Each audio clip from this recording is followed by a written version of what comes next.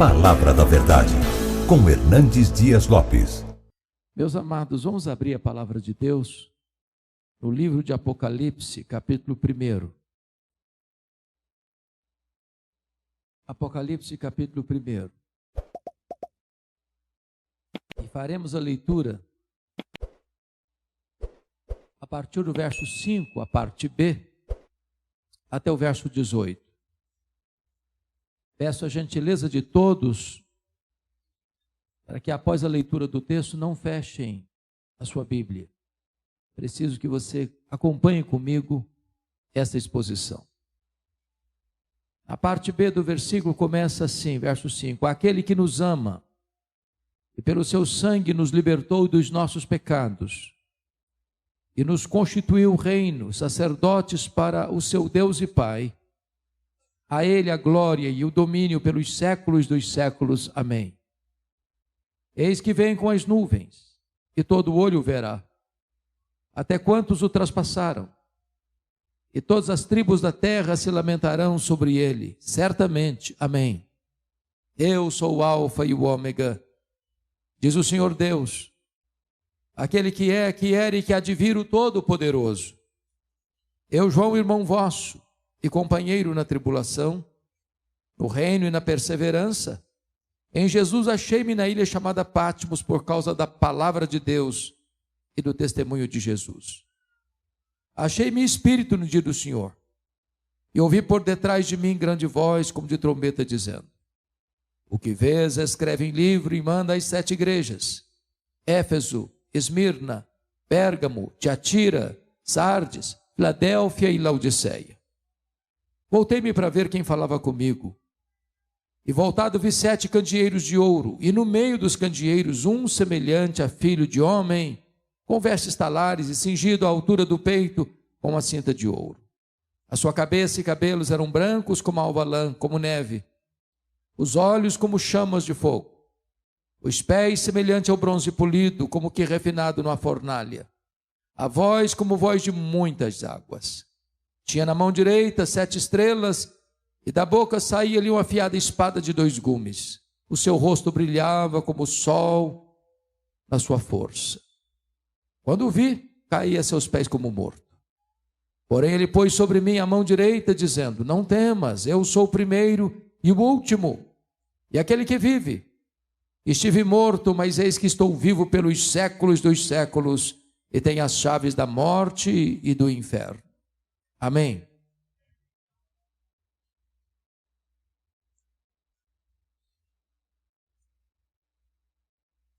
Meus irmãos, esse texto culmina um tempo muito difícil e doloroso na história da igreja primitiva. O primeiro século foi marcado por muito sofrimento. Na esteira dos imperadores romanos, a maioria deles perseguiu de maneira crudelíssima a igreja. Poderíamos aqui trazer à memória a história de César Augusto, que governa de 27 a.C. a 14 depois de Cristo, que foi o imperador que governou o mundo quando Jesus nasceu. Ele foi sucedido pelo seu sobrinho, alguns o chamam até de filho adotivo, Tibério César, que governou do ano 14 ao ano 37, foi quando Jesus morreu no Calvário. Foi sucedido por Calígula, um homem terrível, perseguidor implacável, que governou de 37 a 41. 41 a 54, o governo do Império Romano, Cláudio. Foi quando houve uma grande fome no mundo e os judeus foram expulsos de Roma. Cláudio foi sucedido por Nero, que governou de 54 a 64, a 68, quando então Roma foi incendiada em 64 e foram martirizados os apóstolos Paulo e Pedro. Nero foi sucedido por Vespasiano, que governa de 69 a 79, período em que foi construído o Coliseu Romano, o Anfiteatro da Morte, e numa festa de inauguração de 100 dias, mais de 10 mil cristãos foram mortos com requinte de crueldade. Foi também no governo de Vespasiano, no ano 70, que Jerusalém foi tomada, destruída, e o templo arrasado, e os judeus dispersos para a maior diáspora de todos os tempos, desde o ano 70 a 14 de maio de 1948. Vespasiano foi substituído por Tito Flávio, o homem que arrasou Jerusalém, que governou de 79 a 81. E então, em 81, assume o governo de Roma, Domiciano, que governa até 96. O primeiro imperador romano a arrogar para si o título de Senhor e Deus. Tão maligno foi, que foi comparado e chamado de segundo Nero, ou Nero redivivo. Foi o imperador Domiciano que deporta o apóstolo João, então pastor da igreja de Éfeso, para uma ilha vulcânica do mar Egeu, para uma colônia penal, a ilha de Patmos. Certamente, aquele era um tempo tão sombrio, porque a essas alturas, todos os apóstolos de Jesus, exceto João, já tinham sido martirizados. A igreja estava sendo perseguida de maneira tão dura e implacável. Os crentes estavam sendo queimados vivos. Os crentes estavam sendo crucificados. Os crentes estavam sendo jogados às feras. Os crentes estavam sendo caçados por todos os cantos e por todos os lados. O tempo era um tempo muito sombrio. Quando Domiciano envia João para aquela ilha vulcânica, certamente a intenção dele era calar a voz do último apóstolo do Senhor Jesus. Era como que jogar uma pá de cal na igreja tão massacrada e sofrida. Porém, o destino da igreja não está nas mãos dos poderosos deste século. Os destinos da igreja estão nas mãos daquele que está assentado no trono. Quando todas as portas se fecharam para João na terra, o Senhor abriu-lhe uma porta no céu e disse: sobe para aqui, e eu te mostrarei não as coisas que talvez aconteçam, não as coisas que podem acontecer, eu te mostrarei as coisas que devem acontecer. Deus está no trono e Ele dirige os destinos da história e da sua igreja. Era um dia de domingo, era o dia do Senhor, quando João escuta atrás dele uma voz como voz de trombeta dizendo: o que vês escreve em livro e manda às 7 igrejas: Éfeso, Esmirna, Pérgamo, Tiatira, Sardes, Filadélfia e Laodiceia. Quando ele se volta para ver quem falava com ele, ele não vê quem falava com ele, ele vê as 7 igrejas. Ele vê os 7 candeeiros. E no meio dos candeeiros, um semelhante a filho de homem. Então, a partir de agora, eu quero tratar de 3 verdades nesse texto. Primeiro, a glória incomparável do nosso Salvador. As glórias benditas de Jesus, o nosso Senhor. Segundo ponto que eu quero destacar é a glória incomparável da obra de Jesus por nós. E a terceira verdade que eu quero ressaltar é quais são as implicações dessas 2 verdades anteriores: quem é Jesus e o que Ele fez por nós. Então, com a Bíblia aberta comigo, observemos em primeiro lugar o versículo 13. Quando João olha, ele vê no meio dos candeeiros um semelhante a filho de homem. Quem é esse Jesus que João vê na ilha de Patmos? Meus irmãos, este Jesus é o centro da história. Ele é o centro do Antigo Testamento. Ele é o centro do Novo Testamento. Ele é o centro da igreja. Ele é o centro da terra. Ele é o centro do céu. Ele é o centro da eternidade. Ele é a semente da mulher. Ele é o descendente de Abraão.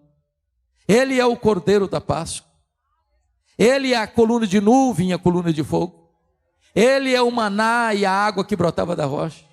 Ele é representado pelo tabernáculo. Ele é representado pela Arca da Aliança. Ele é representado pelo templo. Ele é representado pelas festas. Ele é representado pelos sacrifícios. Ele é representado pelo sábado. Ele é tudo no Antigo Testamento. Mas ele é a figura central do Novo Testamento também. Ele é o verbo que se fez carne, Ele é o cordeiro que tira o pecado do mundo, Ele é o cordeiro que foi morto, mas está vivo pelos séculos dos séculos.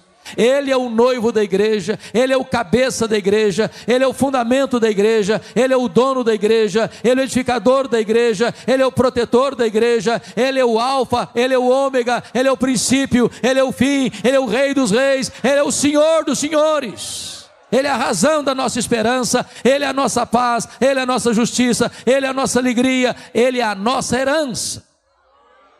E agora João vai nos apresentar quem é este Jesus. E a primeira coisa que ele destaca está no verso 13, quando ele diz: e no meio dos candeeiros, um semelhante a filho de homem. Isso significa que ele é onipresente. Ele está no meio das igrejas. Ao mesmo tempo em Éfeso, ao mesmo tempo em Esmirna, ao mesmo tempo em Tiatira, ao mesmo tempo em Pérgamo, ao mesmo tempo em Sardes, ao mesmo tempo em Filadélfia, ao mesmo tempo em Laodiceia, ao mesmo tempo na Catedral Baleia de Brasília. Ele está aqui nesta noite, Ele está presente neste culto, e é porque Ele está presente que você e eu viemos para cá. Ele é onipresente. Esse universo que, segundo os estudiosos, tem mais de 93 bilhões de anos-luz de diâmetro, concordo com o primeiro-ministro holandês Abraham Kuyper, quando disse: não há um centímetro desse universo onde ele não possa dizer: estou aqui, sou dono disso aqui, e eu criei tudo isso aqui. Este é o Jesus que está aqui, o Jesus que é onipresente. Mas notem comigo ainda, por gentileza, no verso 14, que João diz assim: a sua cabeça e cabelos eram brancos como a alva lã, como neve. O que representa esta figura? Significa que ele é eterno. Em outras palavras, ele existe antes do tempo. Ele é transcendente. Ele está dentro do tempo. Ele é imanente. Ele está fora do tempo. Ele tem o controle do tempo. Ele não foi criado porque Ele é o Criador. Ele não passou a existir porque Ele é o Pai da eternidade. Ele é Deus de eternidade a eternidade. Ele não sofre variação com o tempo. O tempo está nas suas mãos. Para Ele um dia com 1000 anos, 1000 anos é como um dia. Este é o Jesus que nós estamos adorando nesta noite. Terceiro lugar, veja comigo o verso 14 ainda, quando diz: os olhos como chama de fogo. E o que significa essa imagem? Significa que Ele é onisciente. Ele tudo sabe. Ele tudo vê. Ele é todo sonda. Ele conhece o que está revelado e conhece o que está oculto. Ele conhece o que conhecemos e o que não ainda conhecemos. Não há nada que possa estar oculto àquele cujos olhos são como chamas de fogo.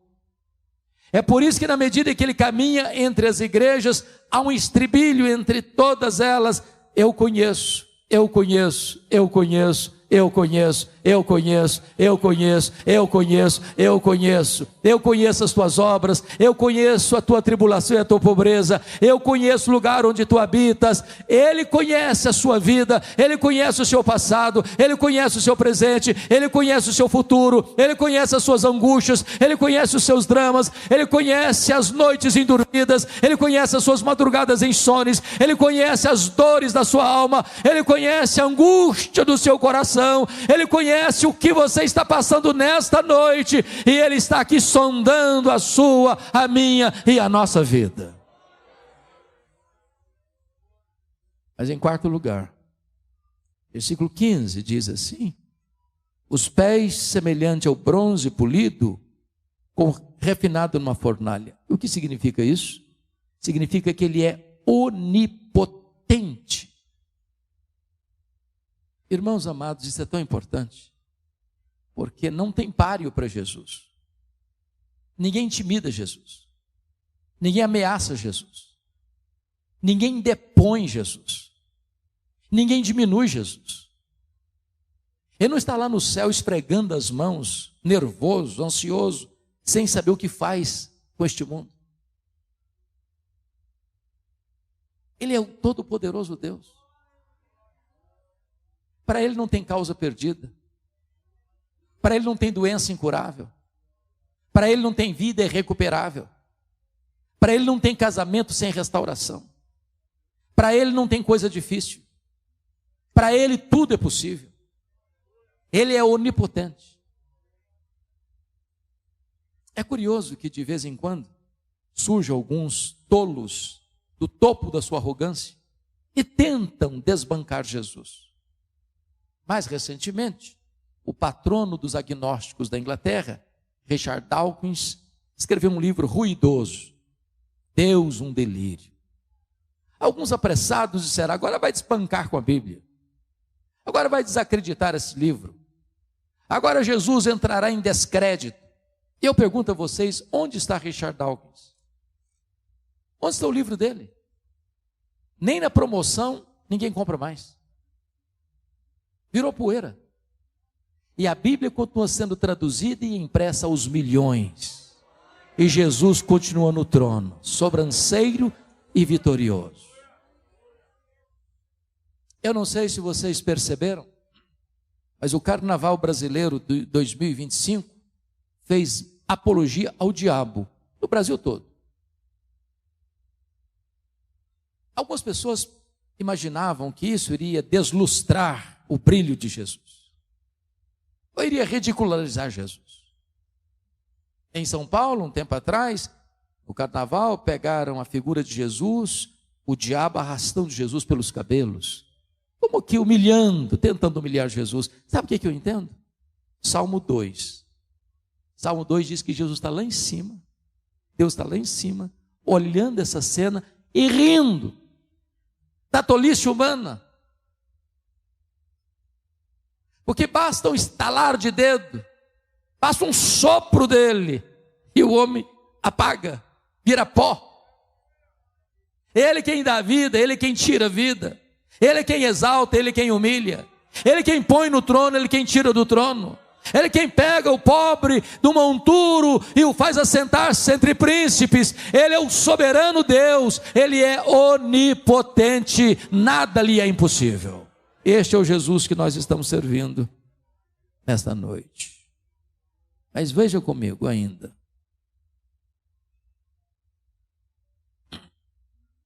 Versículo de número 15, parte B, diz: a voz como voz de muitas águas. E o que significa essa figura? Que ele é irresistível. A sua voz é poderosa. A sua voz despede chamas de fogo. A sua voz faz tremer o deserto. A sua voz despedaça os cedros do Líbano. A sua voz faz dar cria às corças. A sua voz é tão poderosa que pelo poder da sua voz ele criou o universo. A sua voz é tão poderosa que quando ele manda, o sol para. Quando ele manda, as estrelas aparecem. Quando ele manda, o vento cessa. Quando ele manda, o mar se aquieta. Quando ele manda, a doença cessa. Quando ele manda, os demônios têm que bater em retirada. Quando ele manda, os anjos saem para obedecê-lo. E esta voz poderosa ecoa aqui nesta noite. É a voz do Evangelho. É a voz que emana da sua palavra. Mas ainda, versículo 16, está escrito que tinha na mão direita 7 estrelas, e da boca saía-lhe uma afiada espada de 2 gumes. Isso significa que ele é vencedor, invicto, em todas as batalhas.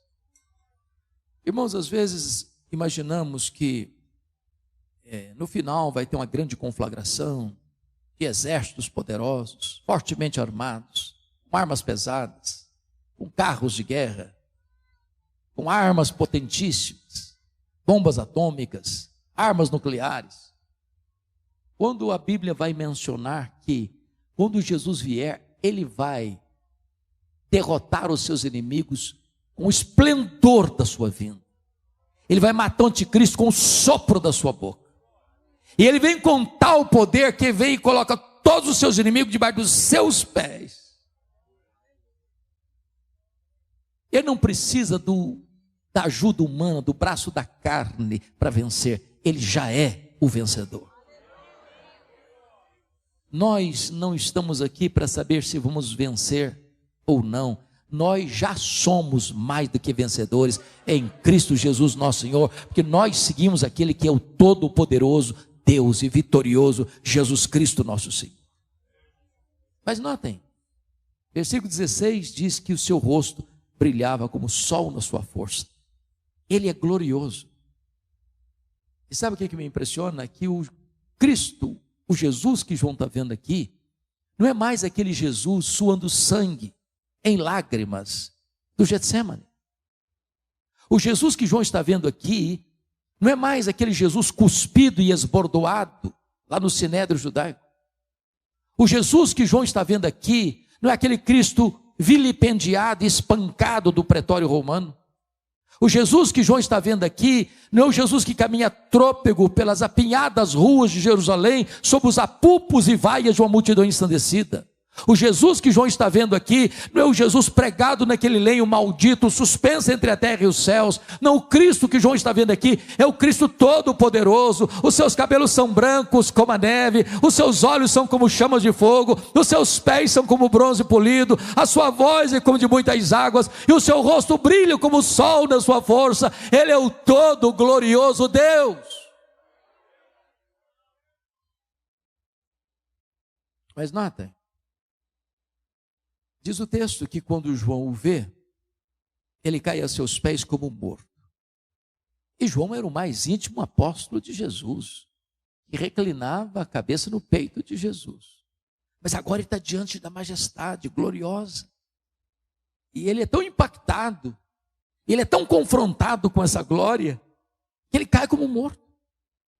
Notem isso, irmãos. Ninguém pode ser confrontado com a glória de Jesus e ficar do mesmo jeito. Ninguém. O Jó, quando contempla a majestade de Deus, ele confessa: eu te conheci só de ouvir, agora os meus olhos te veem, mas eu me abomino por isso no pó e na cinza. Quando Pedro vê Jesus, diz: afasta de mim, Jesus. Quando Paulo contempla Jesus: ai de mim, miserável como eu sou. Quando João contempla o Cristo da glória, ele cai como morto aos seus pés. Ninguém pode estar na presença daquele que é santo, santo, santo, sem ser profundamente impactado. Agora, quando João cai como morto, ele põe a mão direita sobre o João e diz assim: ó João, fica com medo não. Eu sou o primeiro, eu sou o último, eu estive lá no começo, eu estarei lá no fim, e eu estou também no processo. Tenha medo não, João, porque eu já estive morto, mas estou vivo pelos séculos dos séculos. Nós não estamos aqui adorando o Cristo que esteve vivo e está morto, nós estamos aqui adorando o Cristo que esteve morto e está vivo pelos séculos dos séculos. Ele diz: não tenha medo não, João, porque eu tenho as chaves da morte e do inferno. Quem tem as chaves tem o poder, quem tem as chaves tem a autoridade, quem tem as chaves tem o comando. O Jesus que adoramos manda no céu, manda na terra e manda no inferno. Quem tem as chaves da morte e do inferno não é o diabo, é o Senhor Jesus Cristo. Ele é o soberano Senhor de todo o universo. Ele é glorioso, a sua pessoa é gloriosa. Mas agora vamos ao segundo ponto da mensagem.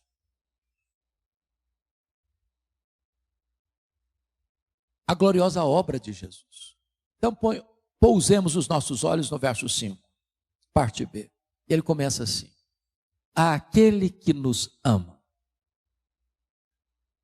Eu tenho a grande alegria de dizer a todos vocês, nesta noite tão linda, esta verdade magna do cristianismo, que Jesus ama você. Pastor Jodair, eu não conheço nada mais eficaz para curar complexo de inferioridade e autoestima achatada do que entender essa verdade. Jesus ama você. Os nossos irmãos da Inglaterra do século XVII costumavam perguntar: achas pouco seres amado por Deus? Mas Ele ama você, diz a Bíblia, com amor eterno. O céu não existia ainda, a terra também não, as galáxias também não, os anjos também não. Mas você já existia no coração dele. Mas ele não ama você, perdoe-me em dizer isso, pode frustrar alguém. Ele não ama você por causa de você. A causa do amor dele por você não está em você, está nele mesmo. Porque ele não nos ama por causa dos nossos méritos, mas apesar dos nossos deméritos.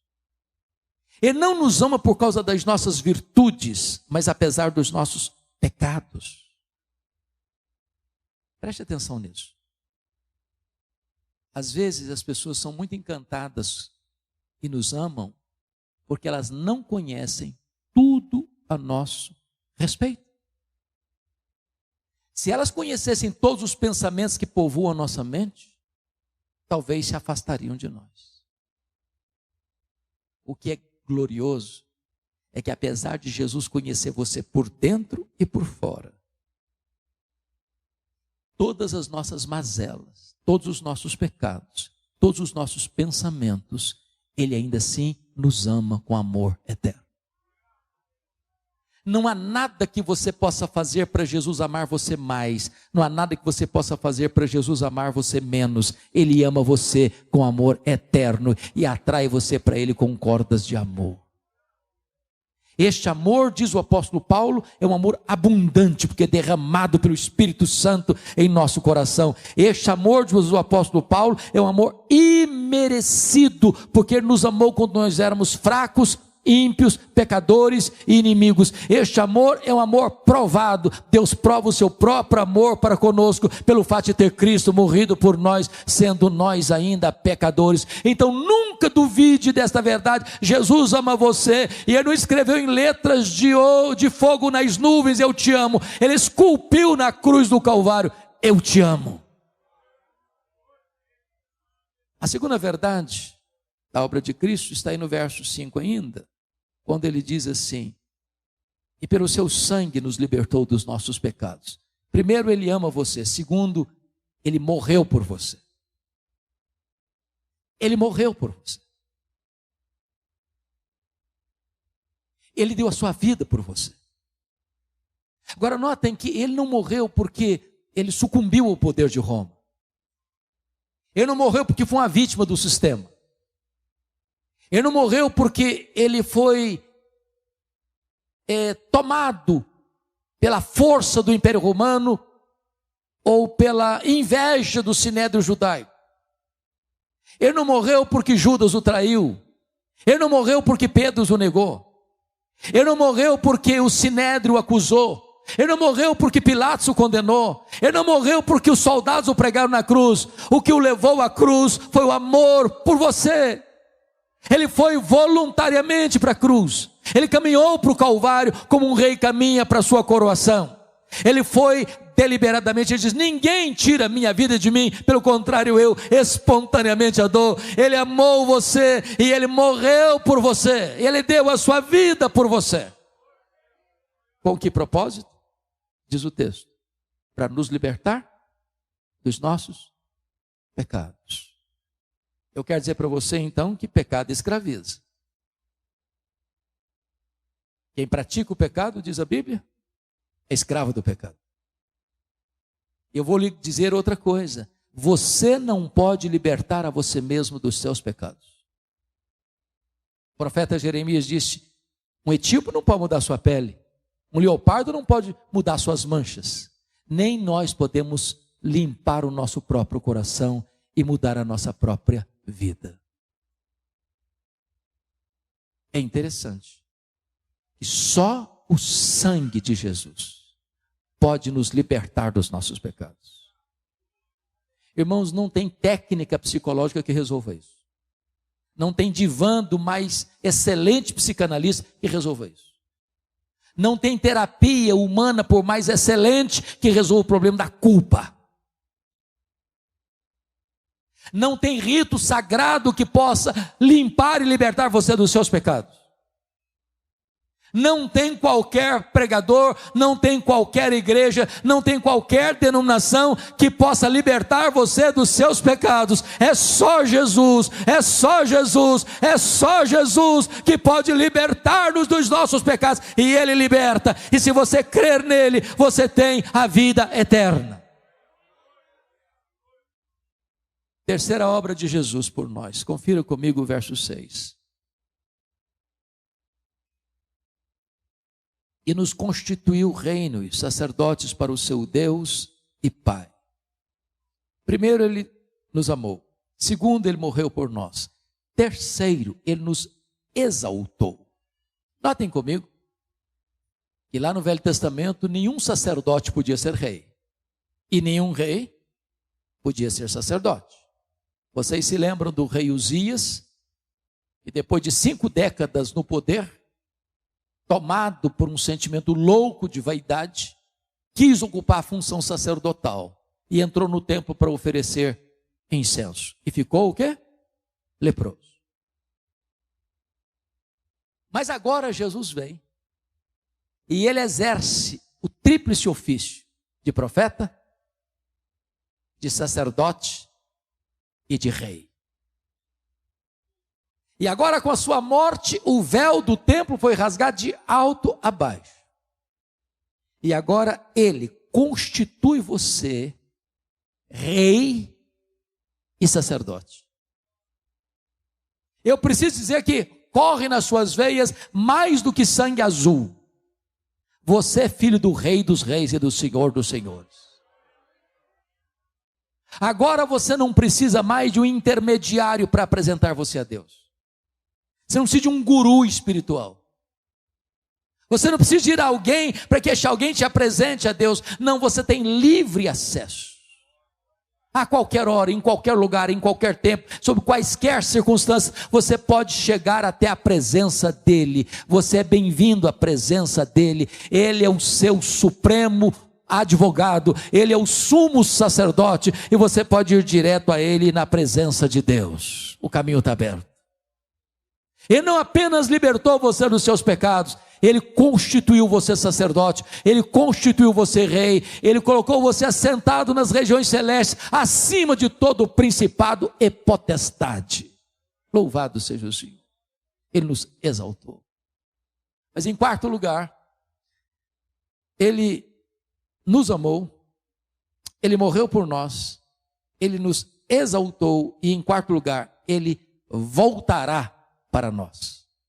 Versículo 7, veja comigo, está escrito: eis que vem com as nuvens, e todo olho verá, até quantos o traspassaram, e todas as tribos da terra se lamentarão sobre ele, certamente, amém. Meus irmãos, a segunda vinda de Cristo é a acrópole da nossa esperança, é o pináculo da nossa fé, é a consumação da nossa redenção, é a apoteose da história, é a consumação do século. Ele virá. Os sinais são eloquentes. O engano religioso, as guerras e os rumores de guerras, os terremotos, as fomes, as epidemias, a perseguição religiosa, a multiplicação da iniquidade, o esfriamento do amor, a apostasia, o incremento do saber, o princípio das dores, a apostasia. E precisamos estar de olhos abertos, porque Ele voltará. E a pergunta é: como Ele voltará? Em primeiro lugar, Ele voltará pessoalmente. Lá em Atos 1:11, quando os apóstolos estavam olhando Jesus subir assunto aos céus, perguntaram para eles: varões israelitas, por que estáis, varões galileus, por que estáis olhando para as alturas? Esse mesmo Jesus que subiu é o que vai descer. Ele não vai mandar um embaixador, não é um arcanjo, nem um querubim. Ele pessoalmente voltará para buscar a sua igreja, para buscar a sua noiva. Como ele voltará? O texto de Apocalipse 1:7 diz, ele voltará visivelmente, todo olho verá. Vai ser o evento mais público da história. Nenhuma caverna escura, nenhuma montanha altaneira, nenhum vale profundo, nenhum deserto insólito, nenhum lugar hermeticamente fechado poderá ocultar aos olhos de todos quando ele aparecer nas nuvens para estabelecer o seu reino. Agora ele disse, fique atento, você não sabe se vai ser de tarde, você não sabe se vai ser de noite, você não sabe se vai ser de manhã o cantar do galo. E eu posso lhes garantir que Jesus voltará de tarde. Ele voltará de noite. Ele voltará de manhã o cantar do galo. Ele está falando de fusos horários. Se Jesus voltar de manhã no Brasil, ele voltará de noite no Japão. Se ele voltar de manhã no Brasil, ele volta de tarde na Europa. Então Jesus volta de manhã, Jesus volta de tarde, Jesus volta de noite. Eu não sei que horas, ele voltará e voltará visivelmente. Terceiro lugar, Jesus voltará audivelmente. Diz o texto bíblico que, ouvida a voz do arcanjo, ressoada a trombeta de Deus, ele descerá dos céus. Se a volta de Jesus vai ser visível, vai ser também audível, vai ser o fato mais sonoro da história. Mais sonoro da história. Como ele voltará? Ele voltará ainda inesperadamente. Vai ser como ladrão. O ladrão não manda um WhatsApp dizendo, tal dia eu chego na sua casa, prepara um cafezinho, uma pamonha, porque aqui não é pão de queijo, é pamonha. Eu estou chegando na sua casa. Não, é de surpresa. Jesus ilustrou isso como os dias de Noé, onde as pessoas compravam, vendiam, casavam e davam-se em casamento, até que chegou o dilúvio. E era tarde demais. E eu pergunto a vocês, o que Jesus quis dizer com isso? Tem algum pecado em casar? Em dar-se em casamento? Em comprar e em vender? O que eu quis destacar? É que quando ele vier, o mundo vai estar acontecendo. O comércio vai estar aberto. As pessoas estão indo e vindo. Elas estão indo para o trabalho, voltando do trabalho, levando filho na escola, trazendo filho da escola. Vai ser um dia comum.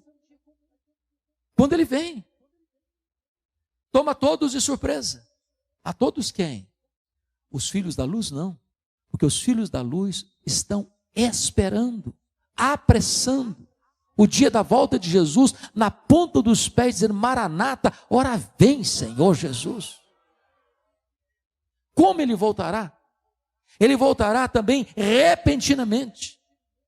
A Bíblia diz que vai ser como um relâmpago que risca os céus do Oriente ao Ocidente. A Bíblia diz que vai ser como abrir e fechar de olhos, num instante, num átomo de tempo. Em outras palavras, não dá para você se preparar de última hora, ou você tem azeite na sua lamparina, ou será tarde demais quando ele voltar. Como ele voltará? Ele voltará poderosa e gloriosamente, com grande poder e majestade. Ele vai se assentar no trono, ele vai julgar as nações, ele vai lançar no lago do fogo o anticristo, o falso profeta, o diabo, a morte, o inferno e todos aqueles cujos nomes não estão escritos no livro da vida. Ele vai colocar todos os seus inimigos debaixo dos seus pés, mas ele vai dizer à sua amada noiva, vinde benditos de meu Pai, entrem na posse do reino que vos está preparado desde a fundação do mundo. Oh, amados irmãos, nós precisamos aguardar. Ouvimos essa música aqui hoje.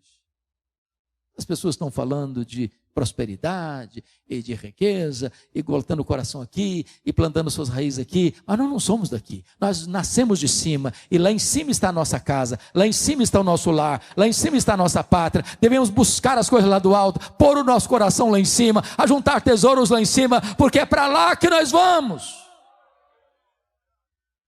Então vamos à terceira e última parte da mensagem. Quais são as implicações dessas duas verdades anteriores? Quem é Jesus e o que ele fez? Primeira implicação. Você não precisa ter medo da vida. Ele disse, eu estou vivo, pelos séculos dos séculos. Irmãos, tem muita gente com medo da vida. Tem muita gente querendo fugir da vida. Tem muita gente entupindo as veias de drogas porque não suporta a vida. Tem muita gente nas esquinas das ruas e das praças e das cidades se embriagando porque não aguenta o peso da vida. Tem muita gente flertando com a morte. Tem muita gente pulando no abismo do suicídio porque não suporta a vida. Mas eu quero dizer para você que Jesus veio para trazer vida e vida em abundância. Ele tem vida eterna. E quando você tem um encontro com Ele, a vida é bela, a vida é maravilhosa. E você acorda todo dizendo, este é o dia que o Senhor fez. Alegremos-nos e regozijemos-nos nele. Segundo, quais são as implicações? Você então não precisa ter medo da morte. Ele diz, eu estive morto, mas eu estou vivo.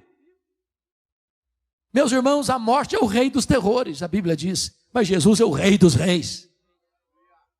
Ele entrou nas entranhas da morte, ele arrancou o aguilhão da morte, ele matou a morte, ele ressuscitou, inaugurando a imortalidade. Ele é a ressurreição e a vida, e se você crer nele, você nunca morrerá eternamente. Então você não tem que ter medo da morte, porque a sepultura não é o nosso último endereço. Você não precisa ter medo da morte, porque Jesus já venceu a morte, ele já matou a morte, e ele vai lançar a morte no lago do fogo, mas você viverá eternamente, reinando com ele e desfrutando das glórias eternas.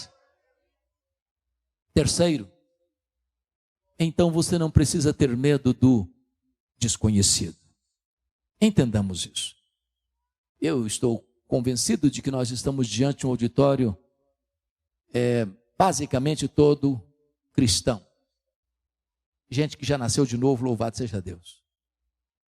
Se você já nasceu de novo, então você tem certeza de que o céu é a sua pátria. E é para lá que nós estamos indo. Mas, embora saibamos isso, nós somos ainda contingentes.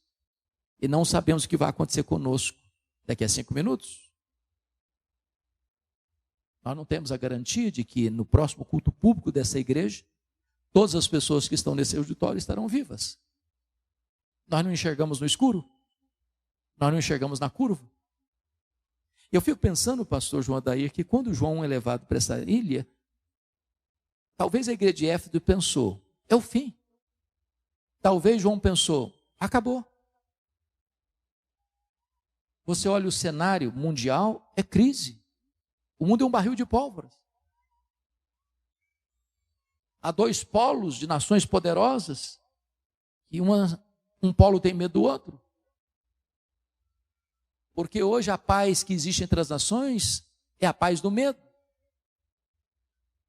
Como já dizia Mikhail Gorbachev, em 1985, no seu livro Perestroika, se houver uma terceira guerra mundial, não haverá nem vencedores nem vencidos, porque o arsenal que já tem acumulado dá para destruir o planeta 27 vezes. Aí você fica apreensivo. O mundo está em convulsão. Você olha para o Brasil e a crise está estabelecida. Você olha para as instituições, elas estão em crise. Você olha para as universidades federais, elas estão em crise. Você olha para a família, ela está em crise. Você olha até para a igreja e vê sinais de crise. Você olha para o mundo, ele está perdido e confuso, e as pessoas estão com medo. Mas quando João é levado para aquela ilha, ele entende outra coisa. Não foi um decreto de Domiciano que trouxe para cá, não. Foi por causa da palavra de Deus e do testemunho do Senhor Jesus Cristo é que eu estou aqui. E aquilo que parecia o fim era a revelação do futuro. Quando ele sobe, a convite do Senhor, ele vê alguém assentado no trono. E esse alguém que está sentado no trono é tão majestoso que ele não ousa descrevê-lo. Tem um livro na sua mão, de todo escrito e selado por 7 selos, por dentro e por fora. E ninguém foi encontrado digno sequer de olhar para o livro, muito menos de abrir o livro. E João chorava tanto por causa disso, até que ele escuta uma voz dizendo: não chores, João, eis que o leão da tribo de Judá, a raiz de Davi, venceu para abrir o livro e desatar os seus selos. E o Cordeiro de Deus toma o livro e abre os selos. E as trombetas tocam. E o quarteto do mal se levanta, o diabo, o anticristo, o falso profeta, a grande Babilônia, as taças de Deus são derramadas, o quarteto do mal cai, Jesus vem com grande glória e poder, assenta-se no trono, julga as nações, leva os que estão à sua esquerda para o lago de fogo, mas traz a sua noiva para o céu de glória, para a bem-aventurança eterna, para reinar com ela para sempre e sempre e sempre e sempre. A história não está à deriva, a história não é um caminhão sem freio ladeira abaixo, a história é teleológica, ela caminha para um telos, para um fim, para uma consumação, e a vitória é de Cristo e da sua igreja. Finalmente, nós não precisamos ter medo da eternidade. Jesus disse: eu estou vivo pelos séculos dos séculos.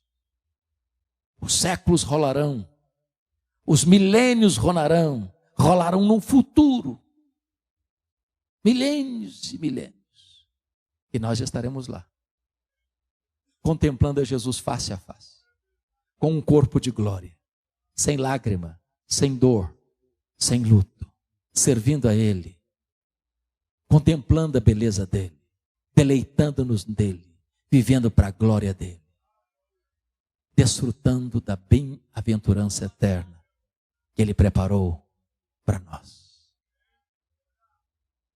Este é o evangelho que esta igreja tem proclamado há tantos anos.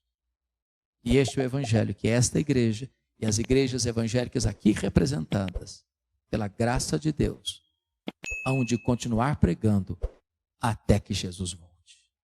A Ele a honra, a glória e o louvor, hoje e eternamente. Amém.